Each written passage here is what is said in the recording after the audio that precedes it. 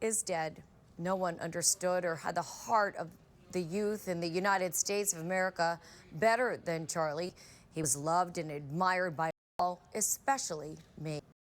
Trump also released a video statement just moments ago. Here's a portion. This is a dark moment for America. Charlie Kirk traveled the nation, joyfully engaging with everyone interested in good faith debate. His mission was to bring young people into the political process, which he did better than anybody ever, to share his love of country and to spread the simple words of common sense.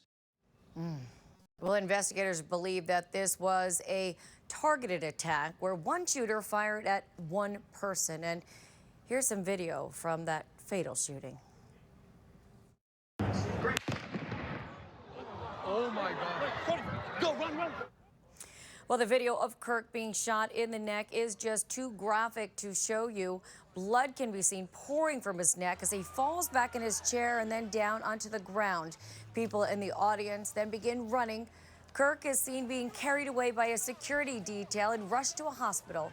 One witness tells us that she was just a few feet away from Kirk when he was gunned down. I was 15 feet away, and it was really hard to witness.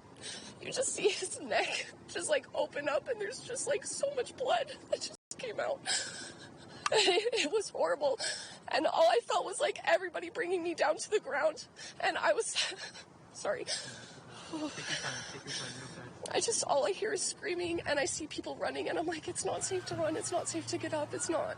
And all I'm saying is, please God, because I don't want to die, I don't want anybody else to die.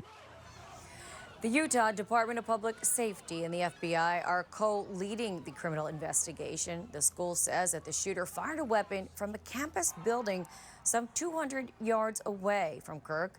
Now, thousands were in attendance at Kirk's The American Comeback Tour, where he debates college kids on campus. People at the event say that you didn't have to go through any security screenings before entering. Tonight, flags have been lowered to half staff at the White House, and on the House floor, Speaker Johnson called for a moment of silence. The chair would ask that all members present in the chamber and those in the gallery please rise for a moment of prayer for Charlie Kirk and his family. House Speaker Mike Johnson called this devastating news. The idea that political violence has taken one of the strongest voices on the conservative side is a great heartbreak. And former President Joe Biden called for an end to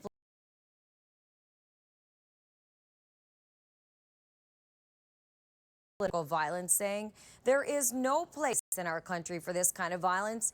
It must end now. Jill and I are praying for Charlie Kirk's family and loved ones.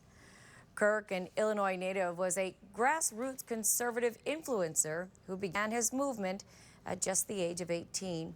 He leaves behind a wife and 2 young children, ages 1 and 3. We're going to continue to monitor this situation out of Utah and bring you any new developments.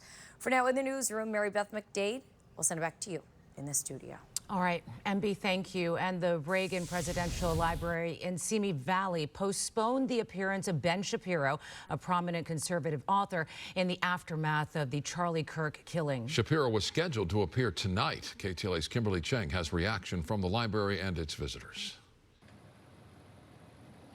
Hi, we've been talking to visitors here, and they've been reacting to the news. You'll hear more on that in just a moment. But if you take a look behind me, you can see the flag flown at half staff here at the Reagan Library in honor of Charlie Kirk. Ben Shapiro, host of a top conservative podcast, The Ben Shapiro Show, was supposed to be here for a book signing at 6 p.m., but that was canceled in light of what happened. Well, I mean, here I'm at the Reagan Library to go hear Ben Shapiro speak. And we were really excited about coming. And my friend's husband calls her up and says that Charlie Kirk had been shot. And then, like, I don't know, half an hour later, he's dead. And so, I mean, it's just the state of the union, and it's just horrible. It's just violent is what it is. People can't speak their mind anymore. It just upsets me to hear that. Should not be happening. It's so fresh news. I don't even know how to reply. When you say it upsets you, talk to me about the emotions that you're feeling upon learning this news.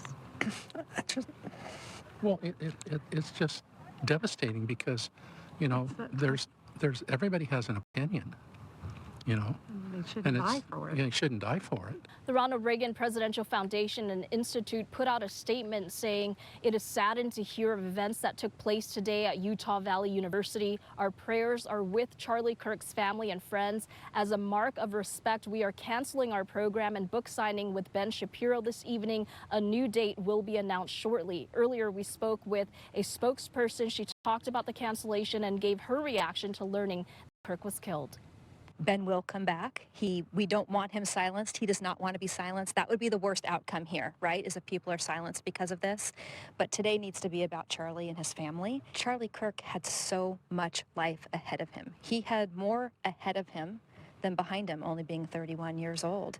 And that was all taken away from him in this random act of violence because someone didn't like him or didn't like his politics or didn't like what he had to say. And just absolutely devastating news. You know, of course, President Reagan had an assassination attempt on his life. Thankfully, he lived. These types of violence shouldn't be happening. Shapiro posted to X, quote, "Pray for Charlie and all other innocents." At this point, it's not clear when the event will be rescheduled. The spokesperson we talked with earlier, she also said they will have to discuss security moving forward. Reporting here in Simi Valley, Kimberly Chang, KTLA 5 News.